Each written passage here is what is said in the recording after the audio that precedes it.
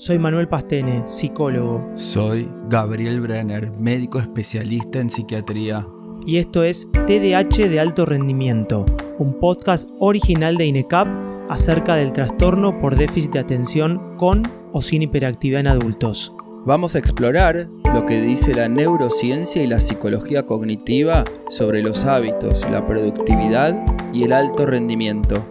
Aquí encontrarás información para entenderte, orientarte y ayudarte a afrontar este trastorno neuropsicológico de la mejor manera posible.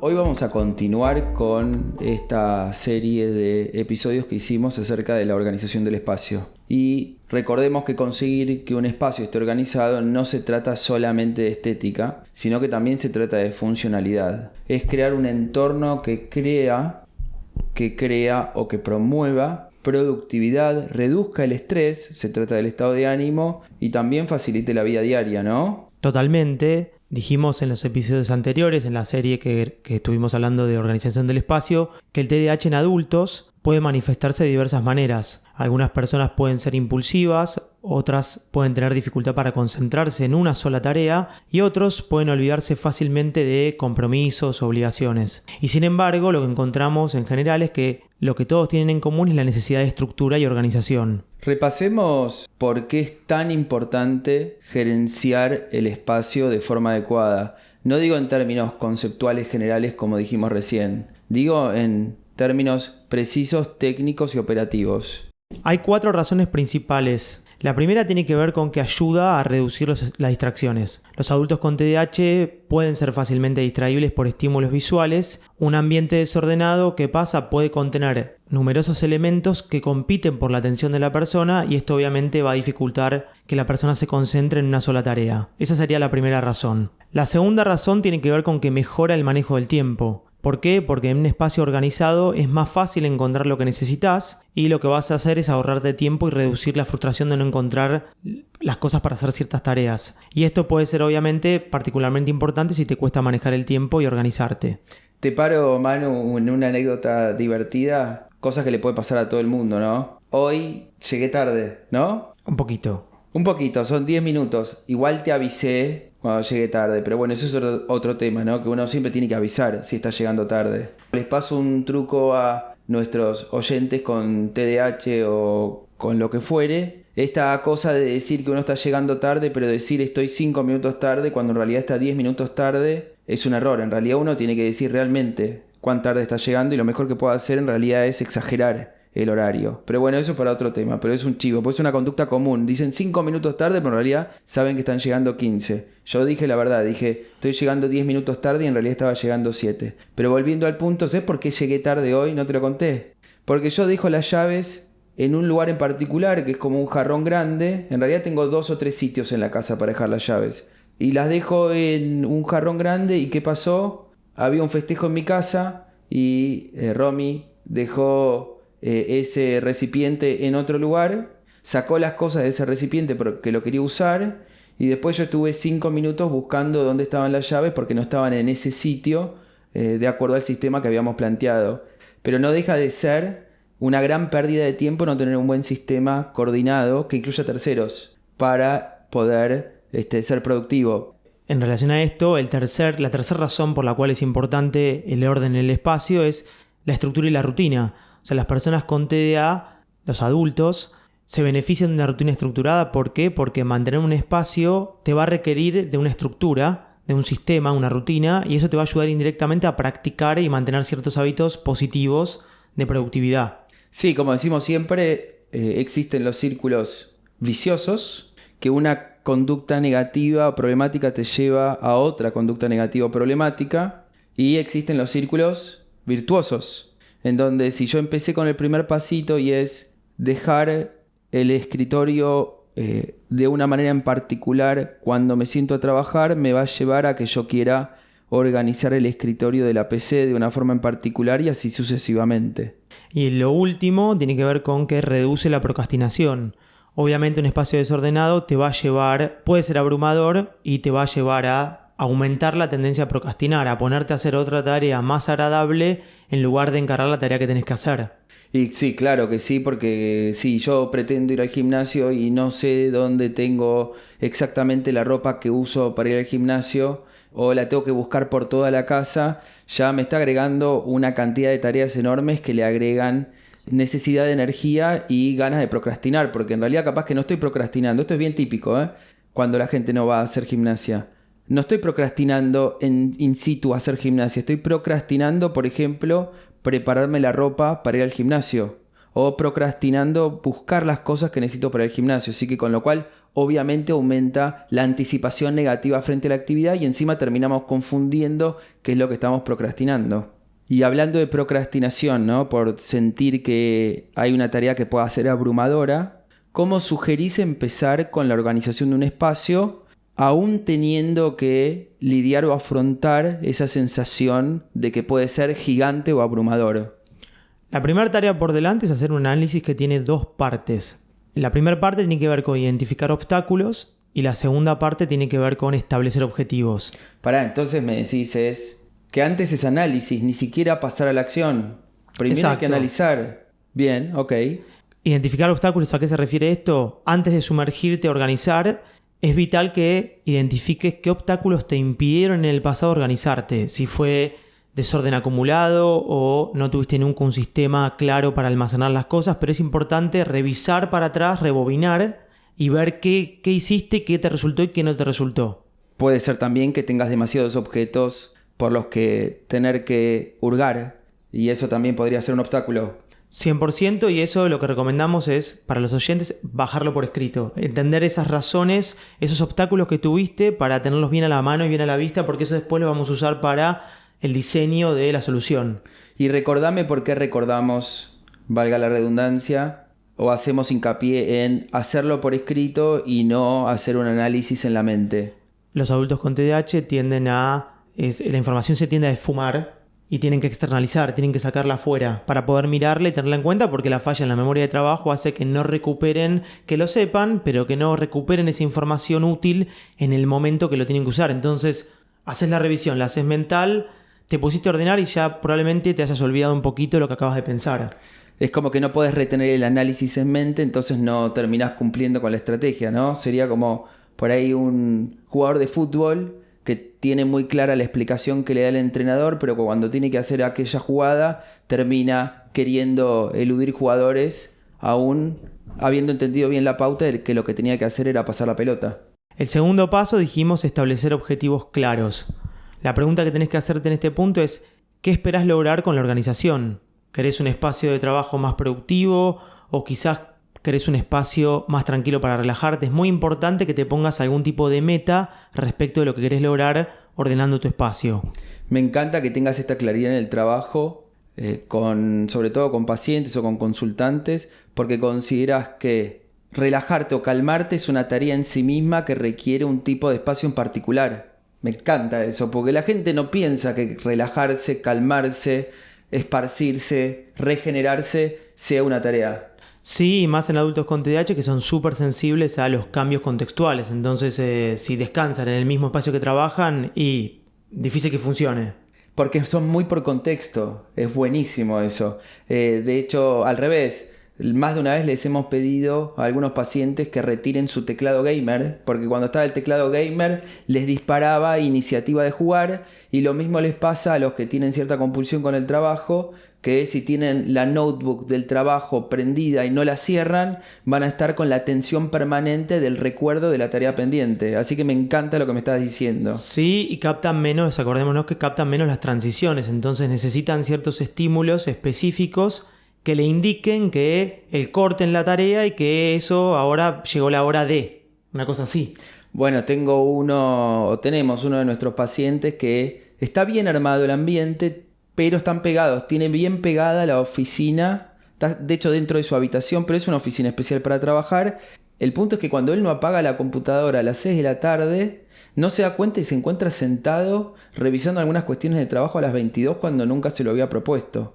Así que interesante esto de pensar en la calma como una tarea en particular.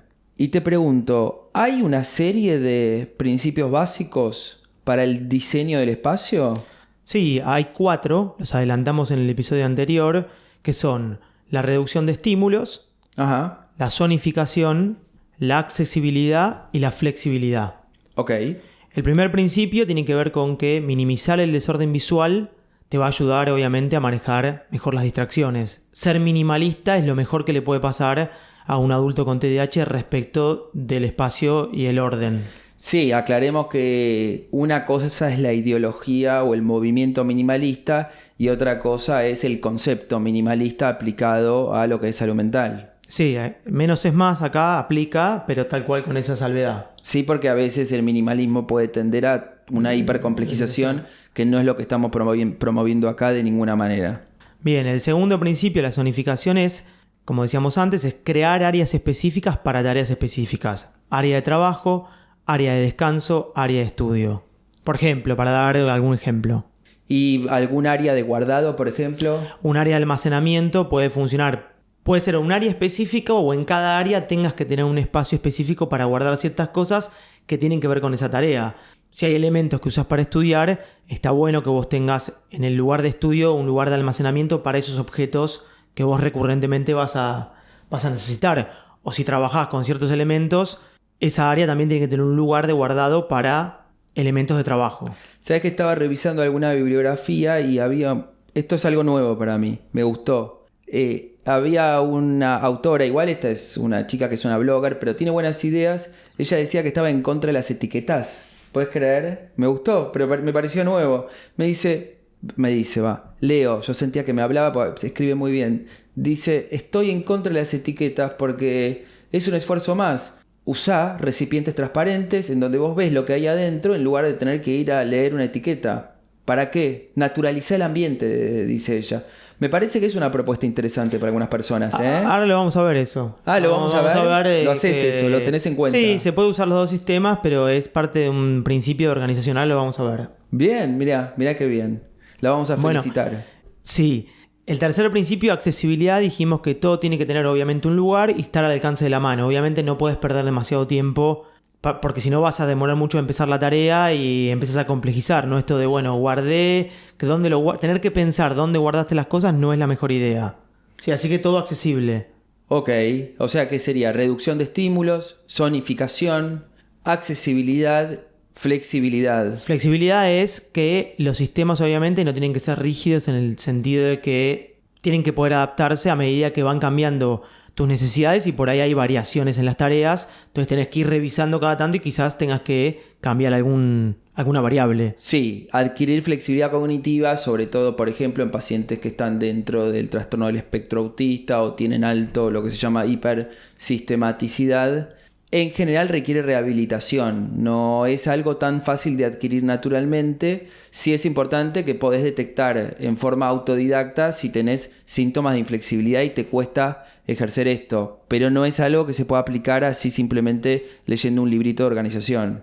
Hablando justamente de si se puede aplicar o no, en términos teóricos es súper interesante, ¿no? Seguir todos estos principios. Ahora, ¿cómo podrías llevarlo a la práctica pensando en que acabas de mencionar un montón de niveles?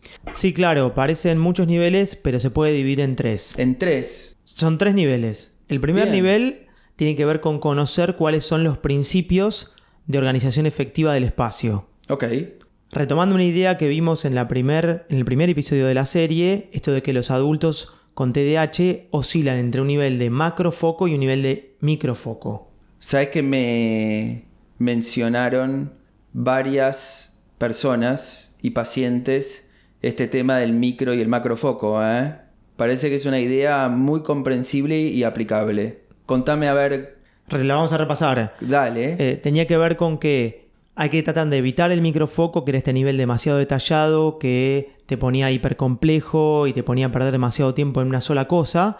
Tratar de ir desde el macrofoco, que era tomar conciencia del problema del desorden, poner cada objeto en el lugar, en el ambiente que debería estar. ¿Te acordás que habíamos dicho esta idea de hacer un recorrido por tu casa y poner todo lo que está fuera del lugar en un canasto y después dejar en cada ambiente una caja para poder obviamente colocar ítems que pertenecen a ese ambiente? O sea que una estrategia de afrontamiento para bajar el nivel de alerta o de ansiedad o esta sensación abrumadora, ¿no? Amígdala, me imagino, incendiada la corteza prefrontal, órbitofrontal, esta que inhibe y te dice, mira, acá estás en un problema y te va a salir todo mal, es primero darte cuenta que estás en el nivel de macrofoco y empezar a usar estrategias de macrofoco. Es como achicar. Achicar y después pasar a un nivel de foco más detallado, que es trabajar en un solo ambiente, ¿no?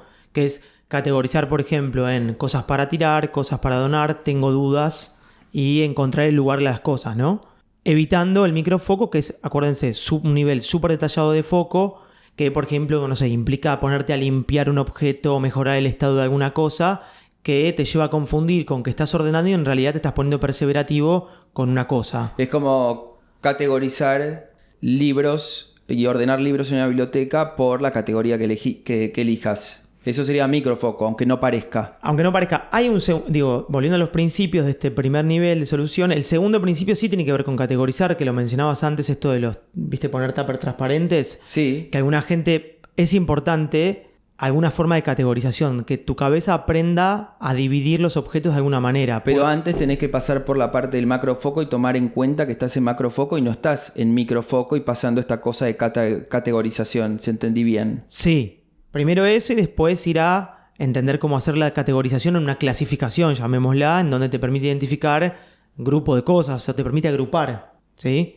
El tercer principio tiene que ver con... ¿Qué? Decime, ¿te quedaste pensando algo?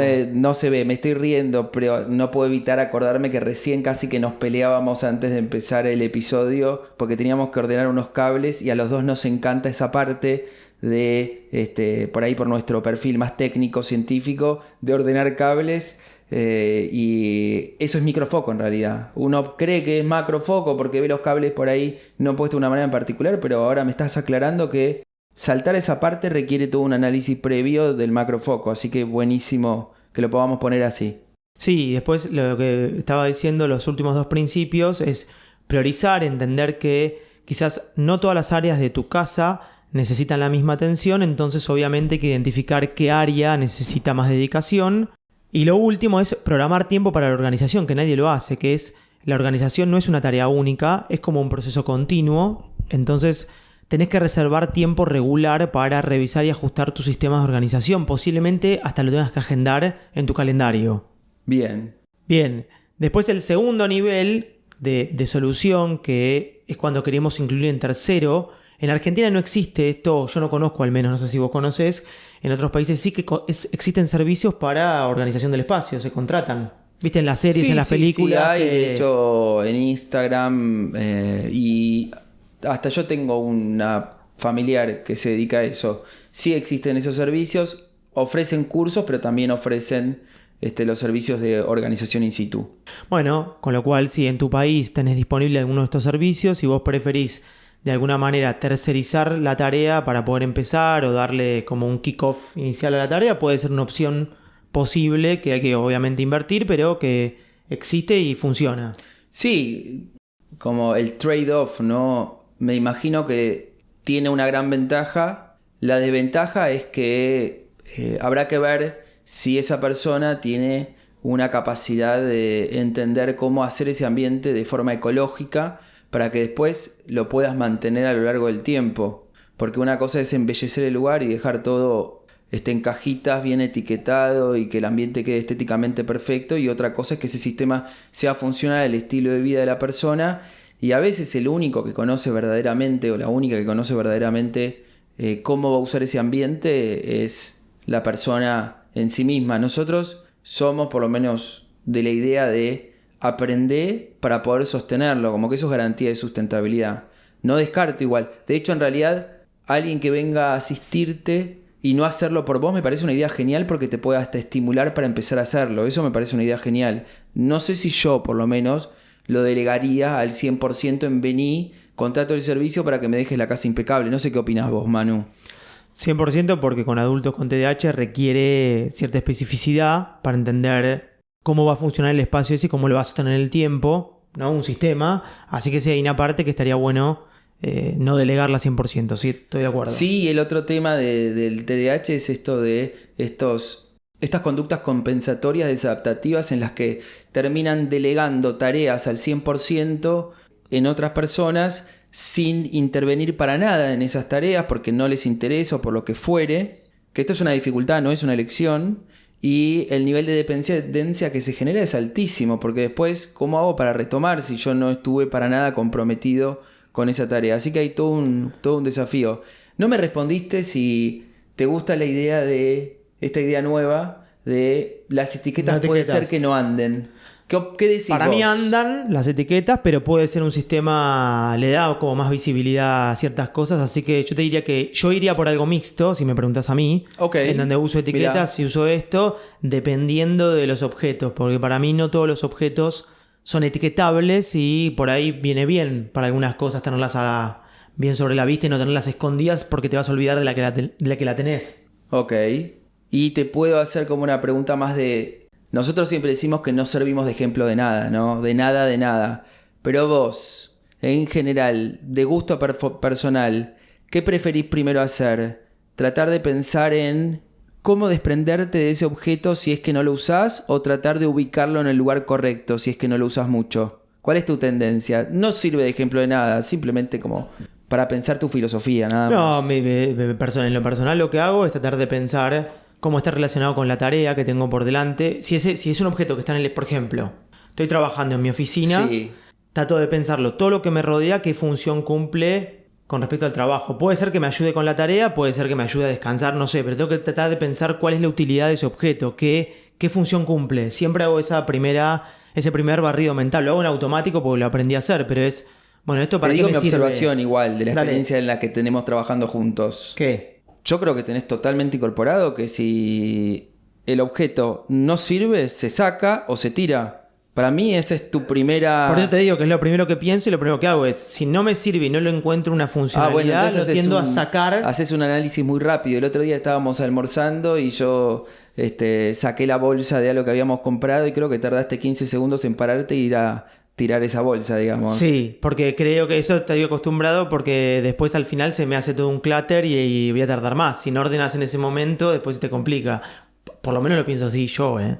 Lo aplicás muy bien. Por eso, quería que nos contaras que en realidad... bueno, es que vos igual tenés toda una escuela. Sé que no te gusta mucho hablar de vos, pero parece interesante en esta situación.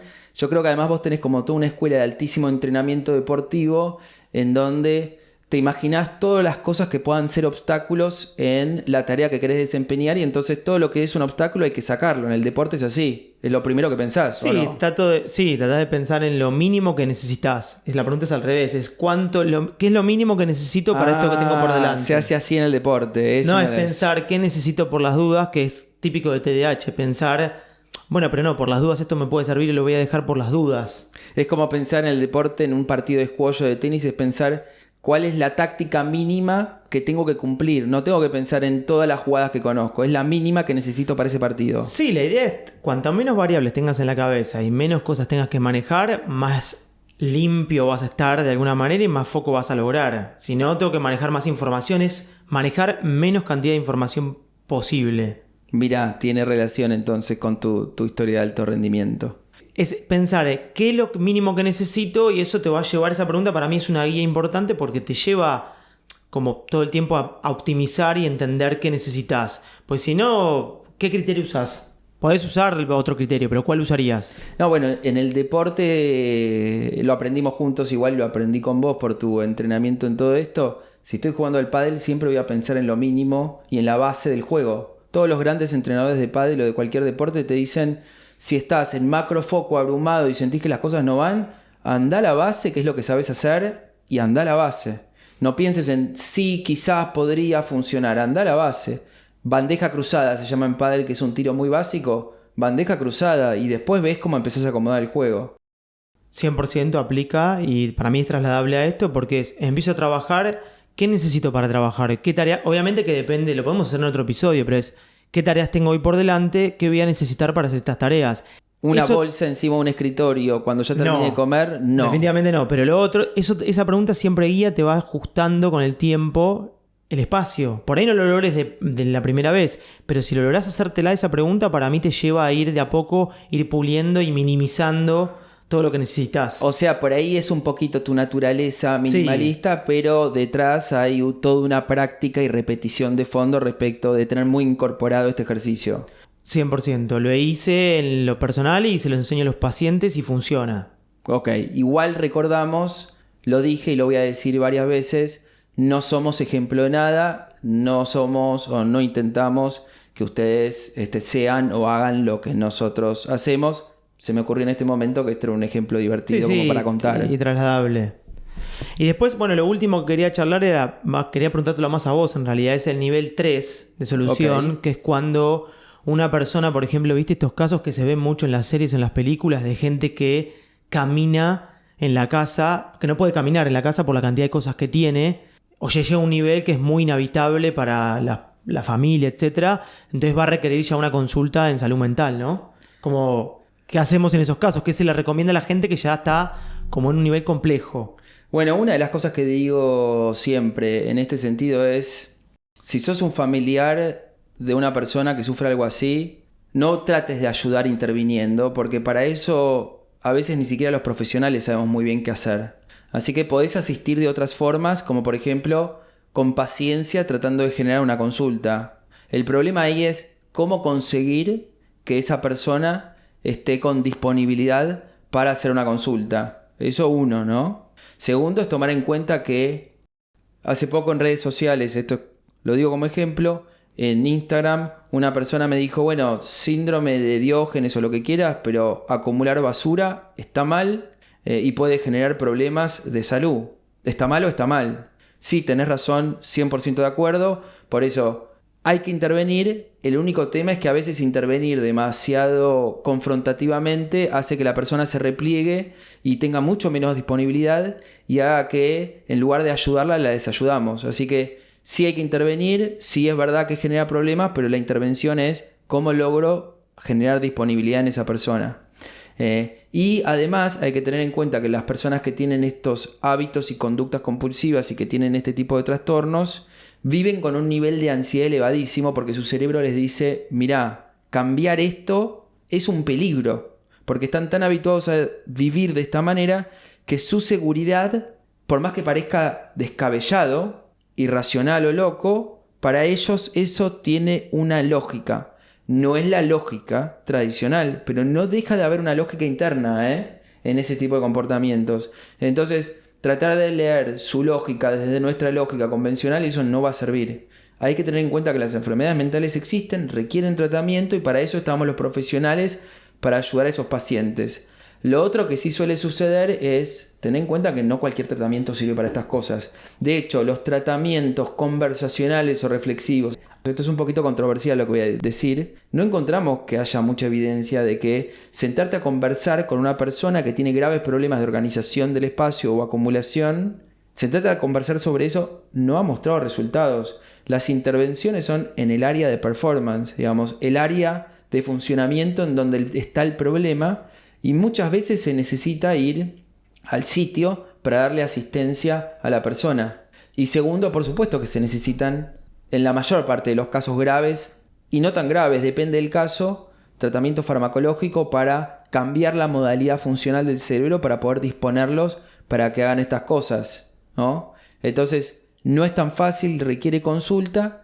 Y si vos me preguntás a mí qué es lo que suelo sugerir como primer paso para personas que están súper resistentes a hacer un tratamiento, nos está dando muy buenos resultados. La idea es, no vas a hacer un tratamiento. Empezá por hacer una evaluación, como lo que contaste antes, con el primer paso. No empecemos por el cambio, empecemos por el análisis. Si vos querés influenciar a un familiar o un ser querido, proponele simplemente hacer una pequeña evaluación, una revisión. Esa revisión no quiere decir nada. De hecho, el 90% de los pacientes que vemos de primera vez no se van con una prescripción, ni siquiera con una sugerencia. Y mirá que es tentador o no es tentador darles una sugerencia. 100%. Está buenísimo esto, sí. Está buenísimo. Para nosotros, para vos, Manu, en el departamento de coordinación de psicología, cuando te cuentan un caso o cuando evalúas un caso, parece súper fácil dar sugerencias porque ni siquiera tenés que hacer una prescripción. Y a veces son obvias las sugerencias, pero las personas a veces no están preparadas para aplicar estas sugerencias.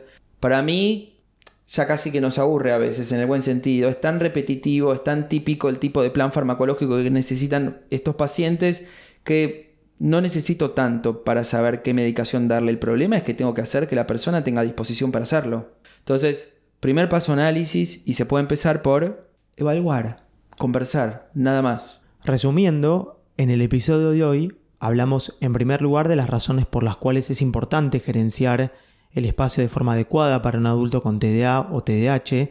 Hablamos de que nos va a servir para reducir las distracciones, mejorar el manejo del tiempo, lograr una estructura y una rutina y por último reducir la procrastinación.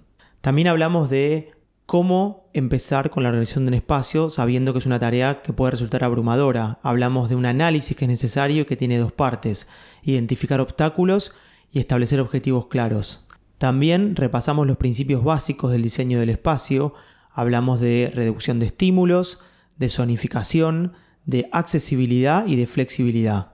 Y por último revisamos los 3 niveles de solución que existen para este problema. Hablamos de un nivel 1 en el cual repasamos los principios básicos de organización efectiva, del nivel de foco flexible, de la necesidad de categorizar, de priorizar y de programar un tiempo para la organización. Y luego pasamos a un nivel 2 en el cual hablamos de la tercerización de la tarea a través de la contratación de un servicio. Y el nivel 3, cuando es necesario pedir ayuda profesional y posiblemente una evaluación. Nos vemos en el próximo episodio.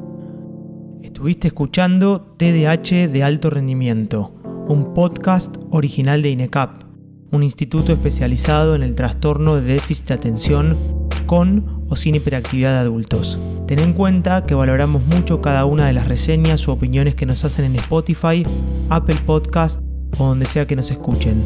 Podés suscribirte de forma gratuita en tu plataforma preferida para estar al día con los nuevos episodios. Puedes contactarnos a través de nuestra web www.inecap.org, repito, www.inecap.org, y nuestro correo electrónico info@inecap.org. Y recuerda, la evaluación del TDAH es compleja y requiere de un profesional especializado y experimentado.